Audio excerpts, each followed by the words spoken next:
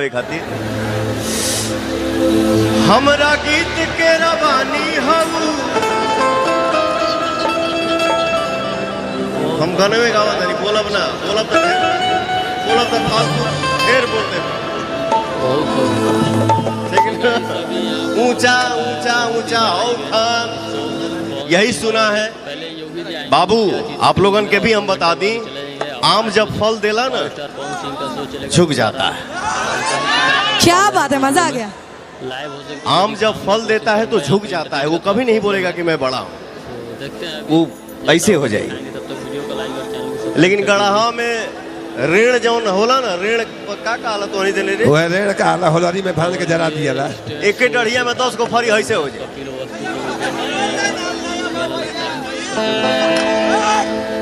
तो मैं आप सबका आम हूँ, चुप रहता हूँ, साइलेंट रहता हूँ, लेकिन जिसको जो मजा चाहिए पवन सिंह का नाम ले लो।